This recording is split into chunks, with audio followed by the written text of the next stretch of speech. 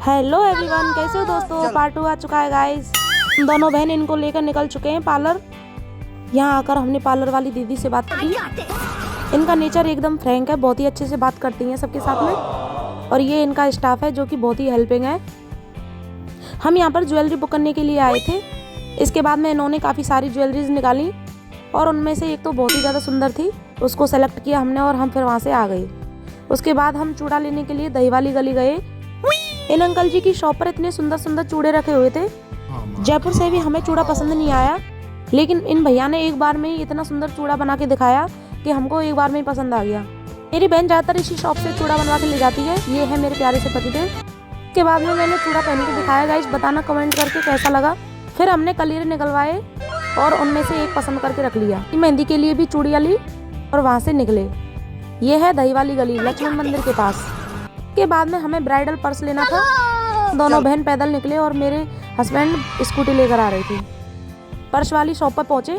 सबसे पहले शीशे में खुद को निहारा, उसके बाद में हमने पर्स निकलवाए, लेकिन हम तीनों को कोई भी पर्स पसंद नहीं आया। उसके बाद में हम दूसरी शॉप पर आए, वहाँ भी पसंद नहीं आया। फिर हम लोग साड़ी वाली दुकान पे आए, बहुत सारी साड़ियाँ निकलवाई, काफ़ी सारी शॉप देखी, पर हमें साड़ियाँ भी पसंद नहीं आई। मैंने यह एक्सपेक्ट नहीं किया था कि मुझे यहाँ पे भी साड़ी पसंद नहीं आएगी, क्योंकि घर से मैं ये सोच कर आई थी कि भरतपुर में तो डेफिनेटली मुझे साड़ियाँ पसंद आ जाएंगी। मार्केट में घूम घूम के इतना दिमाग खराब हो गया था। के बाद में हम अपने पतिदेव के लिए शेरवानी देखने के लिए निकले। यहाँ पे भी सबसे पहले जाते ही मैंने खुद को शीशे में निहारा। कौन कौन ऐसा करता है शीशा देखने के बाद में।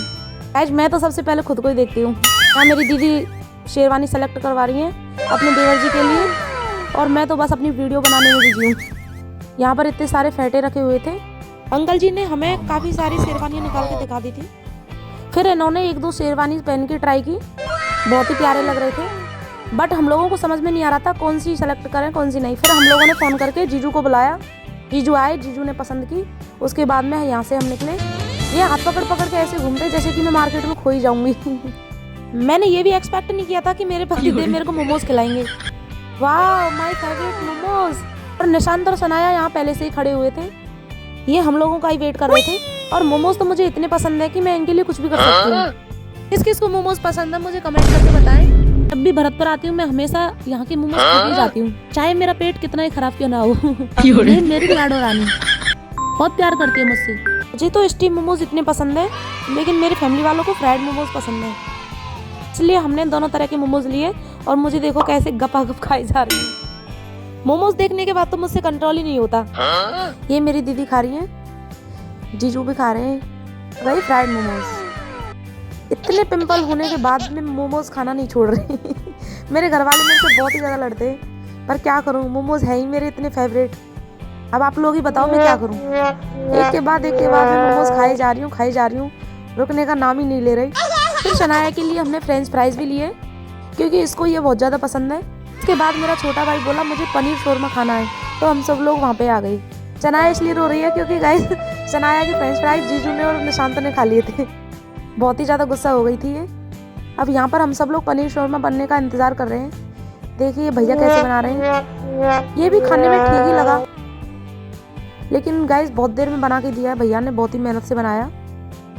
गर्मा गर्म पनीर शोरमा फिर इसने हम सबको खिलाया। सबसे पहले शुरुआत मैंने की, उसके बाद खुद ने खाया, फिर उसके बाद इसने दीदी को खिलाया, फिर जीजू को, और फिर अपने छोटे जीजू को। उसके बाद गाइस सनसेट हो गया था, हमें निकलना भी था, हमें देर हो रही थी। मैंने अपना फेस कवर किया। इस पतले से दुपट्टे ने तो मुझे बीमारी कर दिया। मुझे नहीं पता था कि घर आने के बाद में मैं इतनी बीमार हो जाऊंगी। इसके बाद हमने घर के लिए जलेबियाँ पैक करवाई, क्योंकि यहाँ की जलेबियाँ बहुत ही ज़्यादा फेमस है। देखिए मेरी बुलबुल को। बड़ी क्यूट है, बहुत ही प्यारी है। ये मेरी प्यारी सी क्यूट सी बुलबुल बोल रही थी मौसी मुझे भी अपने साथ ले चलो। मैंने अपने पति को बाय बोला, सबको बाय बोला। उसके बाद गाइस हम लोग निकल लिए और वो लोग भी अपने घर के लिए निकल लिए। अब तो भरतपुर मुझे शादी के दिन ही आना होगा। अंधेरा होने लगा था, हमें लौटते लौटते इतनी ठंड हो गई थी, मुझे तो ठंड बैठ ही गई। बट ये व्यू इतना प्यारा लग रहा था सनसेट वाला, बहुत ही अच्छा लग रहा था। रास्ते में देखिए मेरे ठंड से मेरे हाथ, ठंड में सिकुड़ते सिकुड़ते दोनों भाई बहन अपनी नगरी पहुंच गए। ये हमारे यहाँ का मार्केट है। हमारे यहाँ की चाट पकौड़ियाँ बहुत ही ज़्यादा फेमस है। मम्मी का तो 3-4 बार रास्ते में फ़ोन आ चुका था क्योंकि बहुत रात हो गई थी हम दोनों को। फिर हम ठंड में सिकुड़ते सिकुड़ते दोनों भाई बहन घर पहुँचे। मम्मी का तो रास्ते में 3-4 बार फ़ोन आ गया था क्योंकि हमें बहुत ज़्यादा देर हो गई थी। फिर उसके बाद मैंने बैग उतारा, दुपट्टा खोला।